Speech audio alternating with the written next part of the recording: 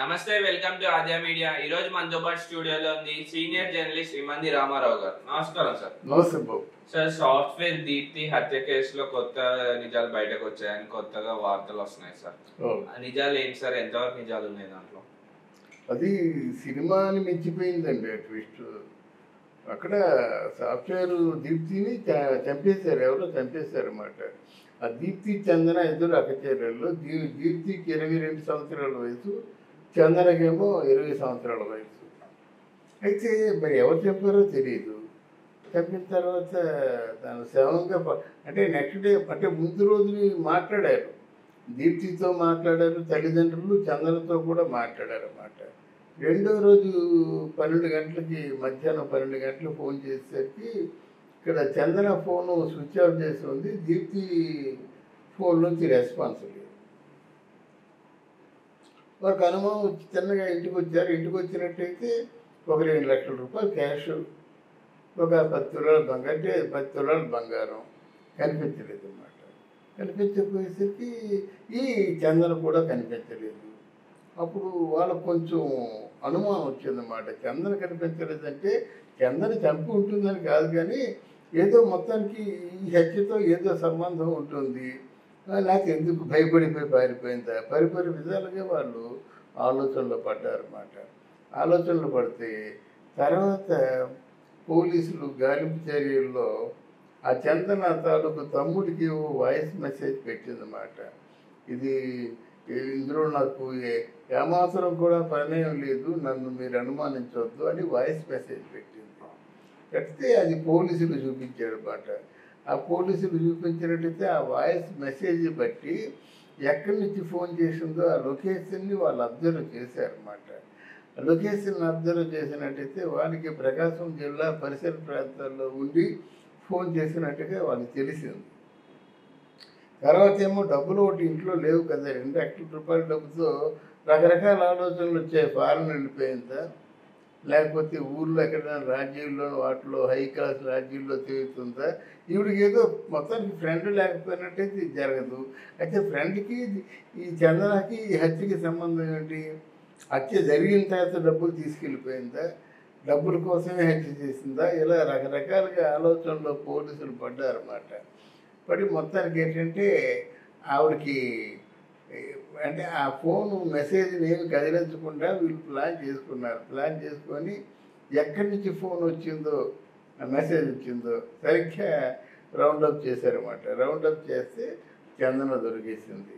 ఏమిటి విషయం చెప్పు అంటే అప్పుడు మొదట్లో చెప్పకపోయినా తర్వాత చెప్పింది అన్నమాట. నేను ఈ అబ్బాయిని ప్రేమించినట్టయితే ఆవిడేమో ఎంత మాత్రం పెళ్లి చేసుకోవద్దని చెప్పింది. నాకు అడ్డంగా ఉంటుందనే ఉద్దేశంతో మేము ఆలోచించి ఇది మాకు అడ్డు లేకపోతే మా నాన్న వీళ్ళంతా కూడా నా మాటకి ఎదురు చెప్పరు, నాకు ఇష్టమైన పెళ్లి జరుగుతుంది కదా అనే ఉద్దేశంతో మనం అదే తుదముట్టించాం. అంతేగాని మాకు వేరే చంపుదామని ఆలోచన లేదు, మా పెళ్ళికి ఎక్కడ అడ్డుగా నిలుస్తుందనే ఉద్దేశంతో చేశాము. ఇంకో మా డబ్బులు ఒక 90,000 ఖర్చు అయిపోయినాయి, అంతే, మిగతా అంతా ఉంది కానీ ఒక 90,000 రూపాయలు ఖర్చు అయినాయి అని చెప్పేసి చెప్పిందట. అయితే మీరు ఆవిడ చంపినట్టుగానే వాళ్ళు ఒప్పుకున్నారన్నమాట. ఒప్పుకున్నట్టయితే పోలీసులు వాళ్ళ తాలూకు ఆలోచనలు ఫలించినందుకు బట్టి ఇప్పుడు వాళ్ళని రిమాండ్కి పంపించారు. తర్వాత వాళ్ళు ఏ శిక్ష వేస్తారో ఆ శిక్ష అనుభవించవలసి ఉంటుంది. ఎంత పిచ్చితనం కాకపోతే సార్, ఇవాళ రేపు ఉన్న టెక్నాలజీ లేకపోతే పోలీస్ యంత్రాంగం ఏ రోజుకైనా మనం ఏది తప్పు చేసినా వాళ్ళు పట్టేసుకుంటారు. ఆలోచన లేదంటారా సార్ వాళ్ళకి? అంటే మీకు ఒక చెడ్డ పని చేసినప్పుడు వివేకం నశించిపోద్దండి. ఒక మంచి పని చేసినప్పుడు రిలాక్సింగ్గా మీరు ఒక పెళ్లి చేయాలనుకోండి, ఒక ఫంక్షన్ చేయాలనుకోండి, మీరు రిలాక్స్ అయిపోతారు. మీ తాలూకు బ్రెయిన్తో పాటు మీ తాలూకు ఫ్రెండ్ బ్రెయిన్ కూడా కలుస్తుంది, ఇంకా 4-5 బ్రెయిన్లు కలుస్తాయి, బికాజ్ ఇట్ ఈజ్ ఫంక్షన్. కానీ ఒకరిని కొట్టాలనేసరికి మీరు రిజిడ్ అయిపోతారు. పక్కరికే చెప్పరు, మీ ఫ్రెండ్కే చెప్పరు కదా. అంటే ఒకరిని కొట్టాలి లేకపోతే ఒకరిని సొదముట్టించాలంటే ఎవరితో షేర్ చేసుకోవాలని, చంపాలి ఎలా చంపాలని అంటే ముందు దీన్ని పట్టించేస్తారు కదా. అందువల్ల ఇలాంటి చంపే ప్రయత్నంలో ఎవరి బ్రెయిన్ కలవదు. వాళ్ళు ఏదైతే పిచ్చిగా గుడ్డిగా ఆలోచించుకుంటారో వివేకం లేకుండా అదే ఇంప్లిమెంట్ చేస్తారు. ఆ ఇంప్లిమెంట్ చేసి వాళ్ళ పోయి వాళ్ళే చదువుకుంటారు. ఇప్పుడు ఆవిడ ఆ తమ్ముడికి ఏ పాపం నాకు తెలియదని మెసేజ్ పెట్టకపోతే దొరకదు కదా. మరి ఎలాగో వాడిని చంపేసినాడు ఊరుకోవచ్చు కదా, కానీ మరి ఊరుకోలేదు. మరి నన్ను ఏమైనా అపార్థం చేసుకుంటారేమో అది తెలిసారన్నమాట. నేను ఎట్టి పరిస్థితుల్లో కూడా నేను దీప్తిని చంపలేదు, దీప్తి చావుకి నాకు సంబంధం లేదంటే అదే ఆ వార్తే పట్టించింది వాళ్ళని. అది అంటే వాళ్ళు సాధ్యంగా అంతే. ఒక వ్యక్తిని చెప్పాలంటే చిన్న విషయం కాదు కదండి. ఒక జీవితాన్ని నిలువున పూర్తిగా ఖండం చేయాలంటే ఎంత తెగింపు కావాలి. చిన్న విషయం అది. హత్య అనుకుంటాం కానీ హత్య చేసేవాడు తర్వాత జీవితాంతం ఎంత శిక్ష అనుభవిస్తారండి. హత్య చేసేవారికి కనీసం యావజ్జీవిత కారాగార శిక్ష అయిపోయింది కదా. ఎప్పుడైతే ఇది యావజ్జీవిత కారాగార శిక్ష అంటే మీకు జైలు గదులు, జైలు ఫుడ్ ఇదే కదండి కూర్చో. అందులోనూ తోడబుట్టి చిన్నప్పటి నుంచి కలిసి పెరిగిన అక్కనే. అదే తను మిగిల్చిన రక్తం పంచుకొని పుట్టినటువంటి దానివి నువ్వు నీ అక్కని ఎంతవరకు ఎవరైనా ఏదైనా ఒకవేళ అక్కని ఏదైనా హ్యాండ్ నిలబెడదా ఉన్నట్టయితే ఈవిడ అడ్డం పడిపోవాలన్నమాట. ముందు నన్ను నా మీద చేసుకున్న తర్వాత మా అక్క మీద చేయి అంతే ఏమనుకుంటున్నామని ముందు తను అడ్డం పడాలన్నమాట. తన చేతి మీద తన ఒంటి మీద దెబ్బ తగిలితే కానీ అక్క జోలికి వెళ్ళకూడదు. అంత సాహసించి అక్కని కాపాడుకోవాలి. అలాంటిది కాపాడుకోలేదంటే ఇంకా అంతే. అంటే ఈ రోజుల్లో కూడా ఎలాంటి వారు ఉంటున్నారా?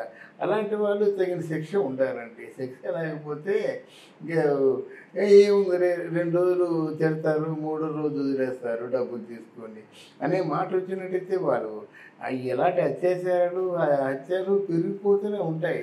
దాన్ని ఇంకెవరూ ఆపలేరు. అయినా ఈ మధ్య వైఎస్ఆర్సీపీ ప్రభుత్వం ఉంటుండగానే హత్యలు ఎక్కువైపోయినాయి. తర్వాత తిరుపతి కొండ మీద ఒకటి చరిత్రపూరుడు నిన్న ఒకటి దారిలో కనిపించింది. అంటే ఏమిటి ప్రాపర్ యాక్షన్ తీసుకోరన్నమాట. That doesn't mean they will take the necessary action. వాళ్ళు తీసుకోరు. వాళ్ళు అంతే. వాళ్ళు రోడ్డు మీదకి పురుగులు వచ్చేస్తుంటే ఎందుకు ఊరుకుంటారు? వాళ్ళు ఊరుకుంటున్నారు. వినోదం చూసినట్టు చూస్తున్నారు. ఒకవేళ పొరపాటు కానీ పులికి కానీ మనుషులు దిగారంటే చచ్చిపోతారు బలవంతంగా. ఆ చచ్చిపోయే ముందు ఎంత వికృతంగా చచ్చిపోతారండి. మనిషిని అలా పీకి తింటుంటే ఆ మనిషి ఎంత దారుణంగా చచ్చిపోతాడు. ఒకసారి ఆలోచించు చెప్పండి. ఆ తిరుపతి చైర్మన్ని ప్రాణాలు లెక్కలేకపోయినా మనుషులు లెక్కపోయినా ఇలాంటి చర్యలు చేస్తూ ఉంటారు. అవునండి. అందువల్ల వాళ్ళు అట్లాంటి వారికి తగిన శిక్ష ఉన్నారంట అన్నమాట. తగిన శిక్ష ఉంటే ఇట్లాంటి కార్యక్రమాలు తగ్గుతాయి మనకి. కనుక లా అండ్ ఆర్డర్స్ ఎప్పుడైతే కరెక్ట్గా పనిచేస్తాయో అప్పుడు ఇవన్నీ తగ్గుతాయి.